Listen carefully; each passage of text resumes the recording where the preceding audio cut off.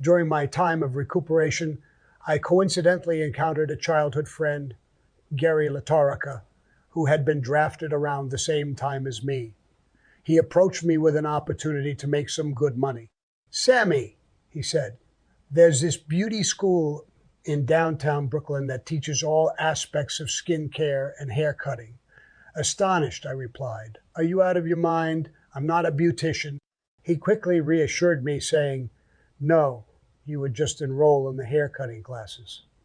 As an ex-GI, the government covers the expenses, and you receive tax-free unemployment benefits while learning a trade. The owner of the school is only interested in government funding. You can come and go as you please." And here's the kicker. There are about 600 girls there, both full-time and part-time, with only 5 guys, including me. 2 of them are openly gay, so you can consider them women. Out of the remaining 3, 1 is part-time and only attends at night. Skeptical, I replied, "I don't know. I'll have to think about it." However, fate led me to meet a girl from my neighborhood named Lorraine, who happened to attend the beauty school. It's a different Lorraine. Not the one I used to date, but one I always had my eye on. She burst into laughter and said, "This school is wild. The girls here are absolutely crazy." Piquing my interest, I inquired, "What's happening over there?" To my surprise, she responded, "All they think about is sex. You wouldn't believe the way they talk.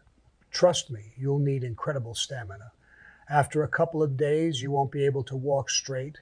Intrigued by the prospect, I accompanied Gary to meet the school's owner, an older gentleman. I made my intentions clear, stating, "If I agree to do this, I'm only interested in the unemployment benefits.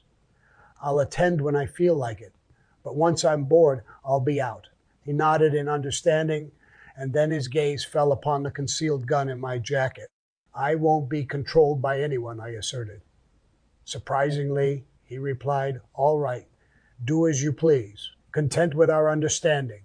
He asked me to fill out the necessary government and unemployment form. Aware of my limited paperwork skills, I requested his assistance, showcasing my gun again. He reluctantly agreed, giving me a glimpse of his acceptance. The beauty school turned out to be quite an experience. They offered classes on nail care, but I found myself becoming their practice dummy instead. I was getting manicures every other day and receiving facials, not giving them.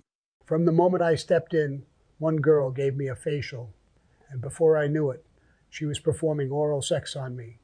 It seemed like I was getting intimate every 3 minutes, whether it was in closets or on massage tables. It was a whirlwind of passion. Despite this, I was supposed to be learning hair cutting, but I was the worst student imaginable. On one occasion, I was cutting a lady's hair, and she suddenly fell silent. Confused, I asked if she was deaf, only to realize I had accidentally cut the wire of her hearing aid. It was a ridiculous mistake, but I shrugged it off, as the girls at the school would fix it for me. Another incident occurred when an older woman requested a blue rinse for her gray hair. The school was too busy, so they convinced me to do it. I applied the blue solution without diluting it, resulting in her hair turning sky blue. Panicked, I excused myself and informed the owner, urging him to handle the situation. He protested, claiming she was my responsibility, but I refused to be involved, knowing she would react erratically upon seeing her reflection. When I returned, the entire school was in a frenzy. Despite the owner's attempts, the blue color remained, and he had to offer numerous free services to appease the woman. Being at the beauty school also exposed me to the way women, particularly the customers, conversed in beauty parlors. They were incredibly open and discussed the most intimate topic. One day, a woman divulged her experiences, including giving her husband a memorable oral encounter with ice cubes. Her explicit words aroused me, making it challenging to focus on my task. Irritated, I snapped at her, exclaiming, "Do you think I'm some kind of pervert?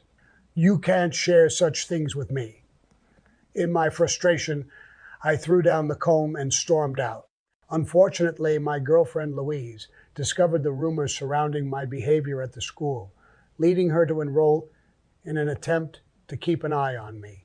The other girls were sly and cunning, not caring about her relationship with me. However, I lucked out because she blamed them for any perceived indiscretions.